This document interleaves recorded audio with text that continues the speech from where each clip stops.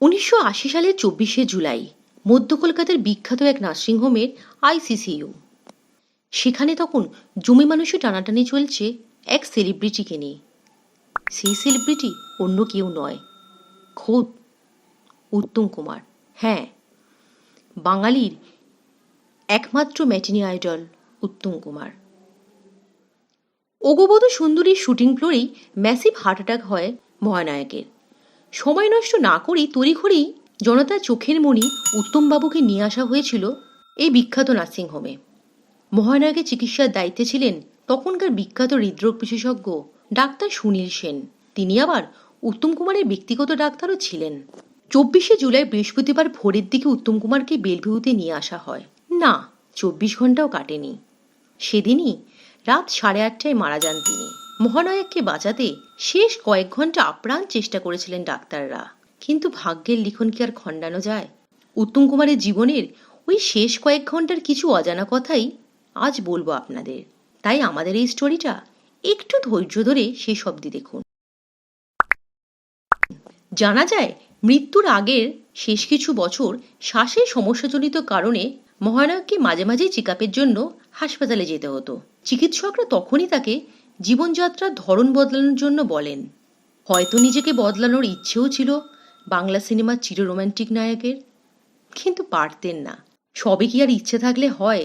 তাই হয়তো তিনি ডাক্তারদের বলতেন, সিনেমায় তিনি যে চরিত্রগুলো করেন তারা কেউ তো অসুস্থ নয়, তাই তাকে চরিত্রগুলোর মতো হয়ে ওঠার জন্য তাদের মতোই জোরে জোরে কথা বলতে হবে, হাঁটাচলা ওভাবেই করতে হবে।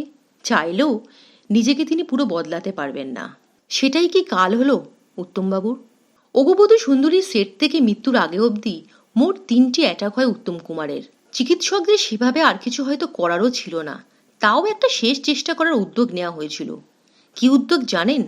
তাহলে বন্ধুরা আর একটু ধৈর্য ধরে এই স্টোরিটি শুনুন। শোনা যায় উত্তম পুত্র গৌতমকে নাকি চিকিৎসকরা শেষ চেষ্টা করার জন্য একটি বিশেষ ইঞ্জেকশন আনতে দিয়েছিলেন। সেটি তখন ওই নার্সিংহোমে ছিল না, কিন্তু এমনই কপাল, প্রায় সারা কলকাতা খুঁজেও সেই মহার্ঘ ইঞ্জেকশনটি খুঁজে পাননি গৌতমবাবু। সেই ইঞ্জেকশনটি পেলে কি বাঁচানো যেত উত্তম কুমারকে? সেই উত্তর আজও অজানা হয়েই রইল। অনেক চেষ্টা করেও একসময় হয়তো হাল ছেড়ে দিয়েছিল হাসপাতাল কর্তৃপক্ষ। তাই ছেলেকে শেষ দেখার জন্য উত্তম কুমারের মা চপলা দেবীকে হাসপাতালে নিয়ে আসার ব্যবস্থা করা হয়। কিন্তু মা যে কখনই সন্তানের মৃত্যুর কথা ভাবতেও পারেন না।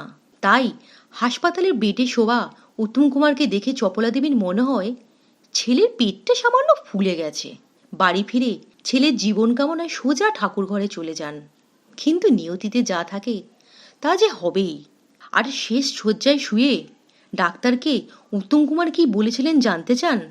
তাহলে বন্ধুরা আরেকটু সময় আমাদের সঙ্গে থাকুন, এই স্টোরিটা দেখুন। তার অগণিত ভক্ত যেমন ভাবতে পারেননি মাত্র 54 বছর বয়সে তাদের গুরু মহানায়ক চলে যাবেন, তেমন হয়তো উত্তম কুমার নিজেও বিশ্বাস করতে পারেননি যে তিনি মারা যাবেন। আর তাই বোধহয় ছেলে গৌতমকে কিছুক্ষণের জন্য বাড়ি চলে যেতে বলেন, কারণ রাতে যে আবার হাসপাতালে ছেলেকেই থাকতে হবে। কিন্তু এমনই ভাগ্য, সেই রাতটুকুও কাটল না। তার আগেই ইহলোকের মায়া ত্যাগ করে চলে গেলেন তিনি। তবে শেষ মুহূর্ত অবধি আপ্রাণ বাঁচতে চেয়েছিলেন উত্তম কুমার। জীবনী শক্তি একদম ফুরিয়ে এলেও তিনি নাকি সেই সময় তার চিকিৎসক সুনীল সেনকে বলেন, আমাকে বাঁচান, আমি আপনার সব কথা এবার থেকে মেনে চলব। কিন্তু ললাটের লিখন কি আর পাল্টানো যায়? না চাইলেও তাই অকালেই চলে যেতেই হলো উত্তম কুমারকে। মিলিয়ে গেল সেই ভুবন ভোলানো হাসি। বন্ধুরা, আমাদের এই স্টোরিটি আপনাদের কেমন লাগলো তা অবশ্যই আমাদের জানান। আর এমন আরও স্টোরি জানতে সাবস্ক্রাইব করুন আমাদের এই চ্যানেলটি। বেল আইকনে ক্লিক করতে ভুলবেন না যেন।